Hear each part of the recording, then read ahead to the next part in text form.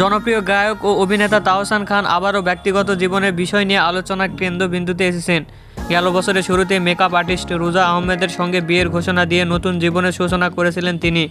তবে এক বছরের মধ্যে এই সংসার ভাঙনের পথে। এক সংবাদ মাধ্যমটিকে একান্ত আলাপে তাহসান খান বিষয়টি নিশ্চিত করেছেন। তিনি বলেন, খবরটি সত্য। দীর্ঘদিন ধরেই অর্থাৎ 25 সালের জুলাইয়ের শেষ থেকে আমরা বিচ্ছিন্ন এবং আলাদা থাকছি। সঠিক সময় এলে বিস্তারিত বলবো। তাহসান আরও জানিয়েছেন, ব্যক্তিগত জীবন নিয়ে প্রকাশ্যে কিছু বলতে চাইনি। তবে আমাদের বিবাহ বার্ষিকী কেন্দ্র করে কিছু ভুয়া খবর দেখার পর বলতে হচ্ছে আমরা এখন একসাথে থাকছি না। তাহসান খান 2025 সালে 4 জানুয়ারি মাত্র 4 মাসের পরিচয়ের পর রোজা আহমেদকে বিয়ে করেন। রোজা আহমেদ একজন পেশাদার মেকআপ আর্টিস্ট, যিনি বাংলাদেশ ও যুক্তরাষ্ট্রে 10 বছরের বেশি সময় ধরে ব্রাইডাল মেকআপে কাজ করেছেন এবং নিউ ইয়র্কে নিজের একটি মেকআপ প্রতিষ্ঠান পরিচালনা করেন।